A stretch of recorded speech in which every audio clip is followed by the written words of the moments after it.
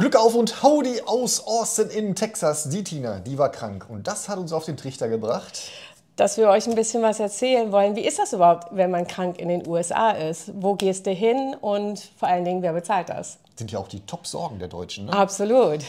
Wir tauchen mal ein. Viel Spaß. Die 8 am 1 in Texas, der Weg war nicht leicht. Doch jetzt stehen sie hier unter dem weiten Himmel, unendlich und weit.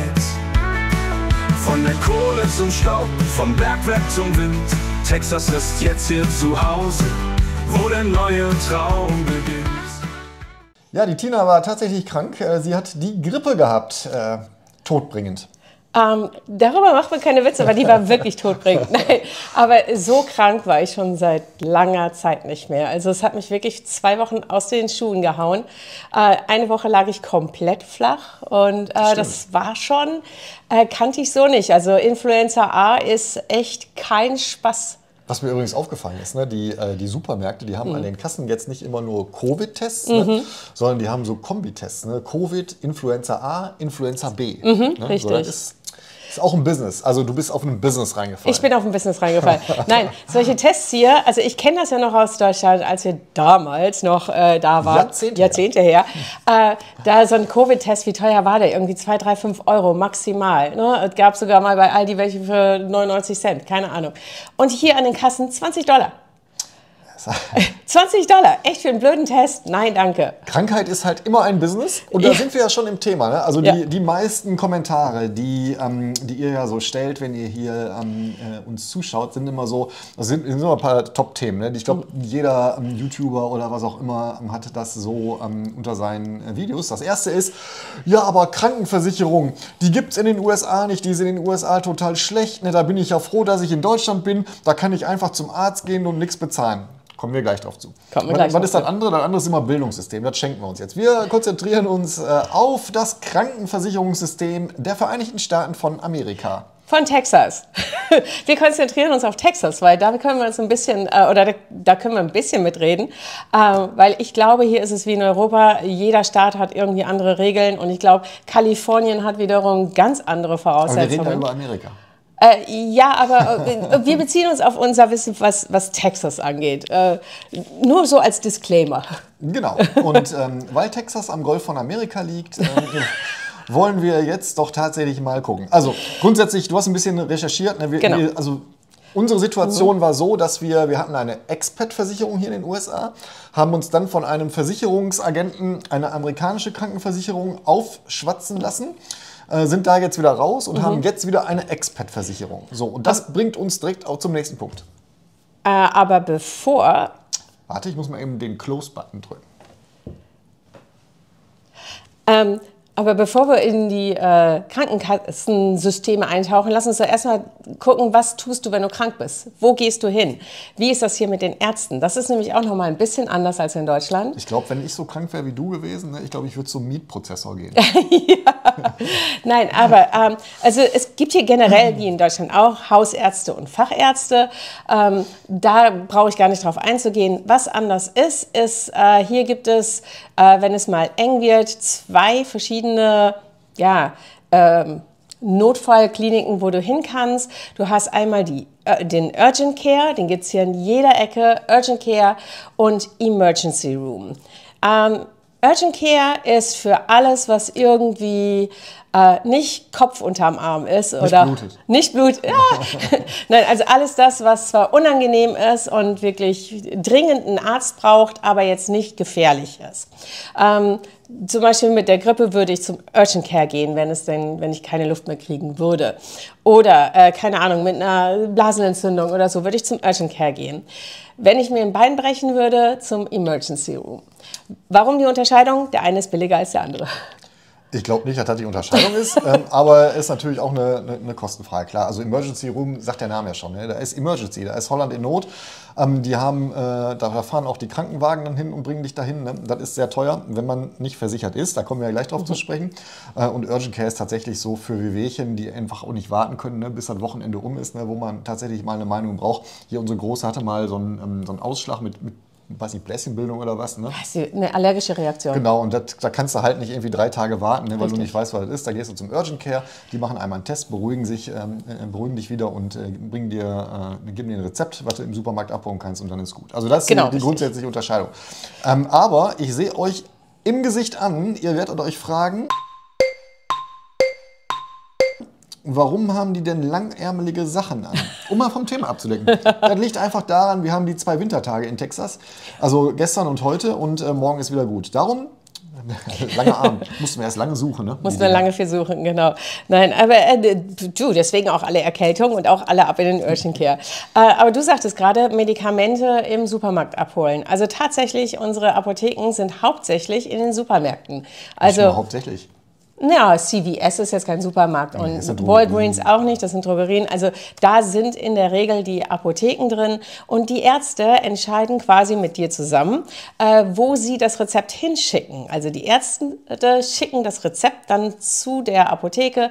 Da gehst du hin und sagst, hallo, ich bin die Tina und ich hätte ganz gerne mein Rezept. Aber ich kann ja nicht sagen, hallo, ich bin die Tina. Denen sagen die ja, du siehst gar nicht aus wie Tina. Naja, die fragen dich nach deinem Geburtsdatum. Okay. Und dann, aber wir sind schon bei den Medikamenten, da wollen wir gar nicht hin. Naja, ich weiß, wir wollten noch nicht zum Wetter, das ist schon klar. Okay, also Krankenversicherung. Wer bezahlt den ganzen Mist? So. Ich. Nein. Und, aber es gibt halt wie überall auf der Welt ein Krankenversicherungssystem und das ist mal mehr und mal weniger gut. Hier ist es sehr kompliziert. Aber wir haben uns schlau gemacht. Und zwar sind wir richtig tief eingetaucht. Mit wir meinen Sie. Also ich jetzt nicht so wirklich, ich verlasse mich da auf Sie. Also grundsätzlich hat sie recht, ne? Ob das gut oder schlecht ist, das mag ich gar nicht beurteilen. Ne? Also weil, ich sag mal, die Gesundheit kommt bei beiden Systemen irgendwie raus. Ne? Ob die schneller rauskommt oder nicht, weiß ich nicht. Ne? Aber das System an sich hier ist tatsächlich komplizierter. Ja. Nicht so einfach wie in Deutschland. Vielleicht ist es in Deutschland aber auch nur einfach, weil wir da hineingeboren sind. Ja. Vielleicht ist das für einen Amerikaner auch total schwierig zu verstehen. Ich weiß es nicht. Aber erzähl mal. Also du musst hier grundsätzlich von 3 Arten von Krankenversicherungen unterscheiden. Du hast einmal die staatliche Krankenversicherung. Du hast... Ich verstehe auch schon. Staatliche Krankenversicherung, die gibt es doch gar nicht in den USA. Doch, es gibt die staatliche. Fangen wir direkt mal damit an. Es gibt Medicare. Medicare musst du dich für qualifizieren. Das heißt, du musst über 65 Jahre alt sein, du musst mindestens 10 Jahre lang ins System eingezahlt haben oder bestimmte Behinderungen haben. Dann kannst du auch ein bisschen jünger sein. Und was ist damit abgedeckt, ist auf jeden Fall Krankenhaus, wenn du über 10 Jahre ein System eingezahlt hast. Ärzte mit Zubezahlung und auch Medikamente mit Zubezahlung. Was nicht inkludiert ist, sind Zahn und Brille. Also das alles. Nie inkludiert. Also egal, was wir gleich erzählen, ne, da ist nie Zahn und Brille drin. Zahn ist aber auch nicht teuer, ne, die Zahnversicherung. Ne? Richtig. Aber das muss man ganz, ganz klar sagen. Bei Medicare, die versichern, also du kannst auch keine Zahnzusatzversicherung über Medicare bekommen. Also Medicare, alte oder ältere Mitbewohner und Mitbewohner? Menschen. Mutti ist schon im Pflegeheimzustand. Menschen mit bestimmten Behinderungen und das ist Medicare. Die werden staatlich quasi ist das unterstützt. Das Obamacare? Ich denke. Ich denke, Obamacare ist so eine Mischung aus allem Möglichen, weil es gibt jetzt noch Medicaid hier in Texas. Und Medicaid, das nur in Texas? Nee, ist es in den USA, aber Texas hat eine Besonderheit.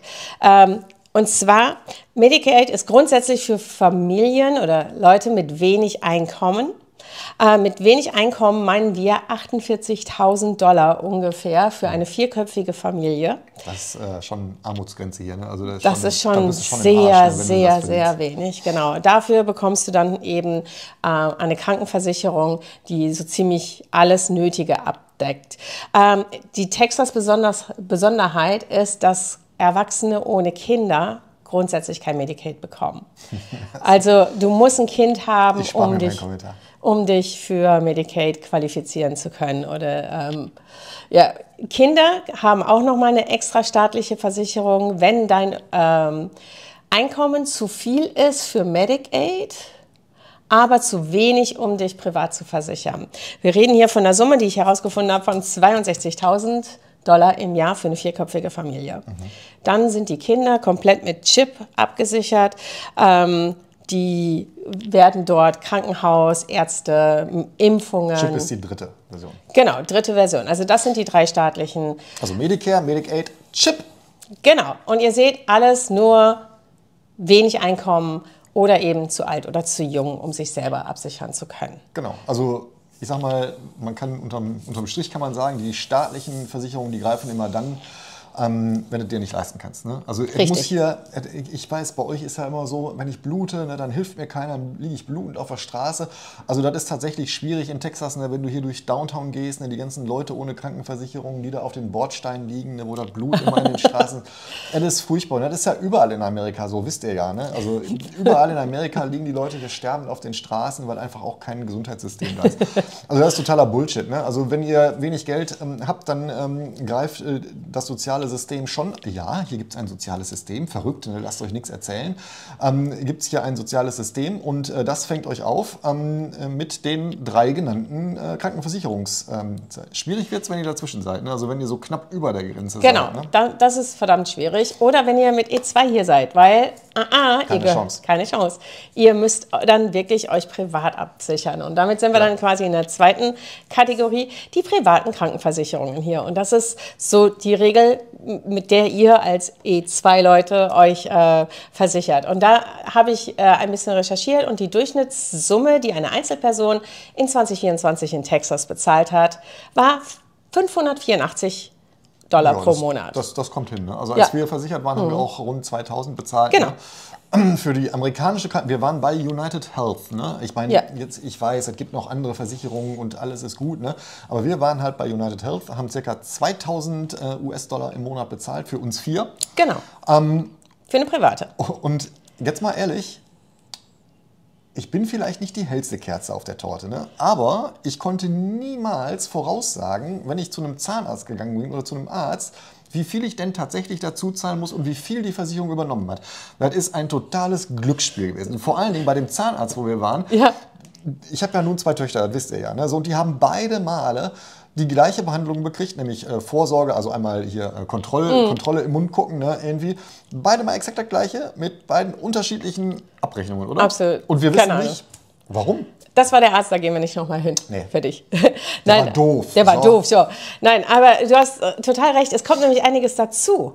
Nämlich zu diesen ungefähr $2.000 im Monat, je nachdem, kommt ein Deductible zuallererst. Was ist ein Deductible? Ein Deductible heißt, das ist quasi deine Zuzahlung. So wie in Deutschland auch eine Versicherung, Autoversicherung, deine Selbstbeteiligung. Also alles, nehmen wir mal an, das ist so zwischen $2.000 und $5.000 pro Jahr. Alles dahin zahlst du erstmal und alles über $5.000 im Jahr zahlt dann die Kasse. Ja. Dazu kommt ein Copay. Was ist denn eine Copay? Eine Copay ist quasi, das kennt ihr noch aus Deutschland, das Eintrittsgeld beim Arzt. Die 10 €, die wir damals bezahlt haben, sind hier... Gibt das eigentlich noch? Nee, gibt's nicht mehr. Ich glaube, gibt's nicht mehr. Nein, gibt's nicht mehr. Sind hier $30 bis $50 ungefähr pro Arztbesuch. Kommt halt auf deinen Vertrag an. Immer kommt auf deinen Vertrag an. Du kannst auch ohne Copay machen und es gibt auch Versicherungen, wo dein Deductible nur sehr, sehr wenig ist. Musst du halt suchen. Dann gibt es noch die Co-Insurance. Co-Insurance, wenn ihr das seht, geht ihr bitte laufen. Und zwar so schnell es geht, weil Co-Insurance ist wirklich furchtbar. Die sagen, wir zahlen nur 80% einer Rechnung. Jetzt nehmen wir mal an, eure Rechnung ist $10.000. Das heißt, ihr bleibt auf $2.000 hängen. Und immerhin nur auf 2.000, nicht auf 10.000. Ist ja schon mal was, ne? Naja, aber trotzdem $2.000 noch dazu bezahlen. Das wäre mit einem Deductible, dann seid ihr raus fürs komplette Jahr. Und danach könnt ihr zum Arzt gehen, so viel ihr wollt, müsst ihr nichts mehr bezahlen. Bei einer Co-Insurance müsst ihr halt danach immer noch dazu bezahlen. Würde ich nicht machen. Dann kommt noch dazu, es gibt sowas wie In-Network und Outer-Network. Also wenn du out of Network bist, dann kommt es auf die Versicherung an, ob die überhaupt bezahlen. Dann sagen sie nämlich oft so, nee, der Arzt ist nicht bei uns im Netzwerk, kannst du mal schön selber bezahlen. Also wir hatten, als wir bei der amerikanischen Versicherung waren, hatten wir so einen Zugang zu so einem Portal, ne, und da konnten wir Arztsuchen machen, ne, und alle Ärzte, die da drin standen in diesem Portal, die waren abgedeckt von der Versicherung. Ne? Aber unsere Versicherung hätte trotzdem auch einen anderen bezahlt.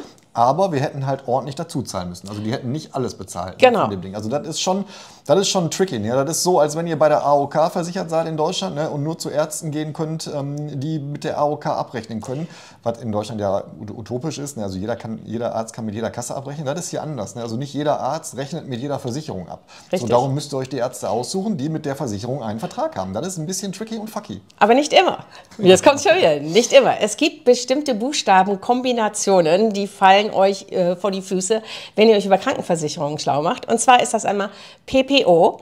PPO heißt Preferred Provider Organization. Das heißt, das ist das, was wir hatten. Genau. Im Netzwerk, aus dem Netzwerk, freie Arztwahl. Du kannst wählen, wen immer du möchtest. Die Versicherung ist grundsätzlich teurer, aber größte Flexibilität und auch größte Zuzahlung. Kein Hausarztzwang, dass du erst zum Hausarzt musst und dann zum Facharzt.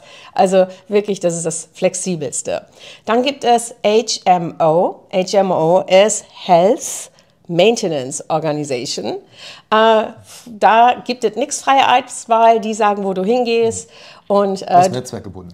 und du musst zuerst zum Hausarzt. Mein Gott, was habe ich denn heute mit Hautarzt? Und eine Überweisung kriegen, ne? Genau. Und dann gibt es noch EPO und das ist eine Kombination aus beidem. Das heißt Exclusive Provider Organization, ist auch günstiger, hat keine Hausarztzwang vorab, aber du musst halt Ärzte im Netzwerk nehmen. Genau, also ihr seht, das ist allein schon, wenn Tina erzählt, das ist furchtbar kompliziert hier, weil das halt auch ein anderes System ist. Das ist ein riesen komplexes System, allein schon durch die vielen Staaten, durch die verschiedenen Gesetzgebungen. Jeder macht hier, was er will, willkommen im Wilden Westen. Ja. Und hier gilt halt die absolute Vertragsfreiheit. Ne? Das gilt natürlich auch für Versicherungen, klar, die sind ein bisschen reglementiert hier. Ne? Aber letztendlich müsst ihr da selber Recherche betreiben und für euch das Richtige raussuchen. Ne? So, aber was ist denn die beste Möglichkeit? Die beste Möglichkeit und tatsächlich auch die häufigste Möglichkeit, auf jeden Fall was Texas angeht und 2024, sind die Arbeitgeberversicherungen. Willkommen in meiner Welt. Genau, wenn der Arbeitgeber euch versichert, das ist in der Regel das Beste, was ihr haben könnt, weil da ist alles in der Regel abgesichert, kommt halt ganz drauf an. Wir haben Freunde, die haben uns jetzt letztens erzählt, die müssen nur $60 pro Besuch bezahlen. Das war's. Kein Copay, doch nur Copay, aber kein Deductible, kein Co-Insurance, nichts, sondern immer nur kurz das Eintrittsgeld bezahlen und das war's. Finde ich super, aber da müsst ihr wirklich genau nachlesen, welche Versicherung bietet euch der Arbeitgeber und bietet er euch überhaupt eine? In der Regel macht er euch ja, wenn ihr irgendwo anfangen wollt, macht er euch ja so ein Joboffer, ne? Und dann sind in der Regel auch als Anhang die Benefits aufgelistet mit dem Leistungsumfang. Ne? Also bei uns ist es so, wenn wir bieten Benefits an und die können selbstständig upgraden. Ne? Also da gibt es dann so ein Portal, da habe ich ja schon mal gezeigt, glaube ich, in einem ganz alten Video.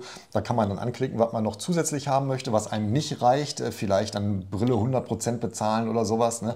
Dann kannst du halt einen monatlichen kleinen Betrag dazu tun. Ne? Also das geht schon. Es gibt aber auch Arbeitgeber, so die großen Tech-Riesen zum Beispiel, ne? Denen ist das völlig egal, die zahlen 100% alles. So, Punkt. Und deswegen, wenn ihr über euren Vertrag beim Arbeitgeber verhandelt, ist Krankenversicherung ein großer Posten, wo ihr verhandeln könnt. Und ihr solltet auch verhandeln, ne? Denn ich weiß, also Nettogehalt ist immer wichtig, ne? Aber nutzt ja nichts, wenn ihr, sagen wir mal, ihr verhandelt jetzt 9.000 im Monat an Netto raus, ne? So, habt aber dann trotzdem noch 2.000 Kosten im Monat für eine Krankenversicherung, die ihr zusätzlich zahlen müsst, ne? Also versucht doch lieber dann die Benefits hochzuschrauben als das Salary. Ne? Würde ich auch. Aber wer bin ich? Aber das ist wirklich, aber wir haben noch ein paar Tipps insgesamt so, wenn ich nochmal von vorne anfangen würde hier, was würde ich vielleicht anders machen oder was finde ich toll, was wir gemacht haben. Ich würde mich selber in Deutschland schon schlau machen über Krankenversicherungen. Und auf jeden Fall. Also sofort in Deutschland schlau machen, selber und euch nicht auf irgendwelche Experten verlassen. Genau. Also das ist das Problem, auch nicht auf uns. Nee, auch nicht auf uns. Also das ist ein grundsätzliches Problem hier und da muss ich wirklich mal sagen, das geht mir ziemlich auf den Piss. Wenn ihr hier hinkommt als Deutsche, ne, dann habt ihr hier so ein deutsches Netzwerk auch. Ne? Dann gibt es ganz viele Deutsche, die sagen, komm, ich zeige dir mal, wie das geht hier. Ne? Wir sind ja auch schon länger hier. Ne? Die sind nicht eure Freunde. Die haben das Mindset, die sind neu hier, dann kann ich denen irgendwas verkaufen und aufschwatzen mit dem Argument, ja, das läuft hier so, wisst ihr nicht, ne? Aber ihr seid ja auch noch neu hier. Ne? Das machen Amerikaner auch. Ne? Wenn die merken, ihr seid neu hier, versuchen die euch irgendwas aufzuschwatzen und kommen immer mit dem Argument, wisst ihr noch gar nicht. Ne? Also hier, ich sage nur Vermieter, da gibt es noch mal ein extra Video drüber, das eskaliert gerade ein bisschen. Aber Krankenversicherung, ich schweife wieder ab, aber ist wirklich so. Ihr macht euch selber schlau bitte und ihr lasst euch nicht erzählen, das ist hier so üblich, weil wenn der euch erzählt, das ist hier so üblich, ist das mal mit Sicherheit nicht so üblich. Richtig, das ist ein ganz großer Tipp. Dann macht euch vor allen Dingen klar, was brauche ich überhaupt? Also es macht überhaupt gar keinen Sinn, die teuerste Krankenversicherung, die beste Krankenversicherung zu kaufen, wenn ihr es nicht braucht. Dann ist das nice to have. Aber wenn ihr in der Regel gesund seid und in der Regel irgendwie mit einer nicht so freien Arztwahl einverstanden seid, wenn ihr es eher günstiger haben wollt, macht es euch vorher klar, was ist das, was zu uns passt. Und vor allen Dingen, wenn ihr keine freie Arztwahl habt, ne, und dann guckt ihr vorher bitte auf die Karte und guckt, wie viele Ärzte sind in der Umgebung. Weil es kann euch auch passieren, dass ihr am Arsch der Welt wohnt oder ihr wohnt mitten im Zentrum, aber eure Versicherung in eurem Netzwerk hat gar keinen passenden Arzt. Das heißt, ihr seid für einen Arztbesuch mal 30, 40 Minuten unterwegs. Ne? Ja, also das kommt vor. Das ist jetzt nicht aus den Haaren herbeigezogen. Dann schaut euch auf jeden Fall an, wie das mit euren Selbstbeteiligungen ist und den Co-Pays. Das ist ein Thema, würde ich immer drauf gucken. Und versichert eure Zähne und Brille extra. Das ist nicht teuer. Nein, das ist wirklich nicht teuer. Also das ist viel billiger als in Deutschland, würde ich sagen. Ja. Also Zahn- und Brillenversicherung ist viel, viel billiger als in Deutschland. Und die Leistung, die die Zahnärzte hier machen zum Beispiel, ist viel mehr als in Deutschland. Also zum Beispiel Zahnreinigung und sowas, das ist frei, war das richtig? Ja, Zahnreinigung zahlt hier die Versicherung. Ist immer ein Service, ne? Also nicht hier mit extra Pay oder was. Also sonst hast du noch was? Und das letzte ist Expat-Versicherung. Schaut euch die auf jeden Fall an. Also da gibt es wirklich gute Anbieter. Ne? Und da sind meistens auch große deutsche Versicherungen. Also Allianz ist meist dahinter oder Hamburg-Mannheimer oder Münchner. Merkur, genau, gibt es auch eine von. Ne? Ja. Das ist immer, finde ich, die beste Wahl, ne? Weil die versichern euch für die Laufzeit des Visums, was ihr habt, wie in Deutschland weltweit. Ne? Und ich finde, das ist super. Ne? Also klar, du musst in Vorkasse gehen, ne? Aber es gibt auch eine, die zahlen dann sofort. Ne? Also du ziehst die Karte durch und hast dann irgendwie ein paar Stunden später schon das Geld zurück. Das geht auch. Ne?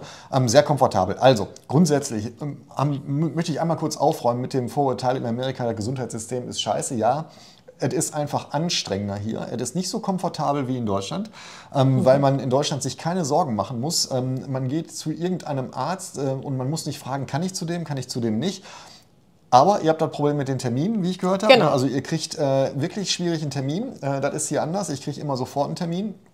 Egal wie ich versichert bin, weil er weiß, okay, wenn er nicht versichert ist, zahlt er halt so. Ne? So ist mir doch egal. Ne? So, und es ist einfach auch so, ist die Leistung in Deutschland besser? Kann ich nicht beurteilen, ich bin kein Arzt. Ne? Ich kann auch die Leistung hier nicht beurteilen. Ich weiß nur, die Leistungen hier sind gleich. Manchmal ist der Serviceanteil der Leistungen vielleicht ein bisschen besser als in Deutschland. Und, warte, ich muss noch mal auf den Knopf drücken. Ich hätte den Akku vorher aufladen sollen. Und ich wollte noch irgendwas sagen, aber mir fällt es weg. Achso, du. Ja, jetzt mach du. Und vor allen Dingen, was mir aufgefallen ist, in Deutschland, ich war überbehandelt. Also, ja, gut, für jeden Mist gehst du zum Arzt. Ja, du hast recht. Also Hier wenn nicht. du in diesem Kreislauf bist in Deutschland, ist das scheiße, ne? Weil jeder schubst sich rum und kostet ja nichts. Ja, dann schiebst du nochmal dahin, schiebst du nochmal dahin. Das ist ein riesen Business auch in Deutschland. Ist zumindest meine Meinung, können mir einen Shitstorm geben, ist mir völlig egal. Aber ich glaube einfach auch, es ist einfach auch nicht kostenlos in Deutschland. Und für das, was ihr bezahlt, und ja, ich weiß, ihr zahlt da ja gar nicht viel für, aber guckt mal auf euren Gehaltszettel, was da drauf steht. Ne? Und euer Arbeitgeber zahlt ja die Hälfte nochmal drauf. Ne? Und dann nimmt die Summe mal zusammen. Ne? Dann kommt ihr wahrscheinlich auf mehr als hier für schlechtere Leistungen. Und da können wir jetzt gerne in den Kommentaren drüber diskutieren, weil für viele ist das ja ein Grund, nicht in die USA umzuziehen, wegen des Gesundheitssystems. Ja, kann ich auch nichts für. So, ist halt so. So, aber wie gesagt, wir haben das nochmal versucht aufzuräumen für euch und euch ein bisschen Fleisch an den Knochen zu geben und zu sagen, hey, Versicherungen hier sind komplizierter, aber durchaus völlig in Ordnung. Ja, Also ist tatsächlich so, ne? Also ist wie immer eine Frage des, also das ist ja das Prinzip, das zieht sich ja wie ein roter Faden durch die USA, ne? Man erwartet einfach, dass ihr euch selbst drum kümmert, ne? Ihr seid halt in der Eigenverantwortung, das ist ein ganz großer Punkt hier in den USA, der unterscheidet sich deutlich zur deutschen Kultur und zum deutschen Leben und das zieht sich halt hier auch durchs Gesundheitssystem, ne? Also passt selber auf euch auf, ne? Wenn ihr nicht auf euch aufpasst und euch nur Fastfood reinpfeift, dann werdet ihr krank, habt ihr ein Problem hier. Das ist einfach so. Ihr seid dafür aber verantwortlich. Das ist eure Verantwortung. So, das ist das Grundprinzip des amerikanischen Wesens. So, noch irgendwas zu sagen? Ja. Nee, eigentlich nicht. Also ich bin am Ende mit meinem Latein. So, das aber war jetzt mal unsere Sicht auf das amerikanische Krankensystem. Ne? Wir sind zufrieden hier, wir können überall hingehen. Wir werden nicht pleite, wenn wir krank sind. Das ist totaler Quatsch eigentlich. Ne? Es gibt natürlich Gehaltsklassen, für die ist das schwierig hier. Ne? Also gerade wenn du in so einem Zwischending bist, ne? Das mag ich gar nicht bestreiten. Das ist alles andere als lustig dann. Ne? Aber auch die werden versorgt. Also in der Regel haben die Krankenhäuser immer einen Fonds, ne? Für Leute, die sich das nicht leisten können. Dich lässt aber keiner auf der Straße liegen und sagt, ne, dann flick den Knochen doch selber. Hier hast du Tape, mach selber. Die Krankenhäuser werden euch aufnehmen, die werden euch behandeln und die werden euch auch gut behandeln. Und wenn die merken, okay, die können sich das nicht leisten, dann springt der Fonds ein, den die da angelegt haben und bezahlen das. Natürlich kriegt ihr dann keine vollumfassende Nachsorge oder sowas, ne? Aber die werden euch auf jeden Fall helfen. Also euch betrifft das ja nicht, weil ihr werdet ja alle mehr Geld verdienen ne, als diese 48.000 hier, weil sonst braucht ihr gar nicht hier hinkommen. Und ja, das vielleicht zum Thema Krankenversicherung. Ich bin am Ende, ich habe fertig. Wunderbar. Dann, was machen wir als nächstes? Machen wir Schulsystem und Bildung. Ja, du machst wieder Schulsystem und Bildung, da mache ich gerne wieder mit. Dann gibt es noch mal ein Business-Video und wir klären euch dann vielleicht in einem der nächsten Videos mal auf, wie das so ist beim Hauswechseln, beim Umzug und Stress mit dem alten Vermieter und warum wir kurz davor sind, einen Lawsuit zu filen hier in Texas. Also ich bin auf jeden Fall kurz davor und da halte ich euch gerne auf dem Laufenden. Ist nichts Weltbewegendes, ne? Aber mir ist halt der Kragen geplatzt. Ihr Lieben, vielen, vielen lieben Dank fürs Folgen und vielen lieben Dank für eure Ideen, für solche Videos hier und ich freue mich aufs nächste. Bleiben Sie dran, es bleibt spannend. Ciao.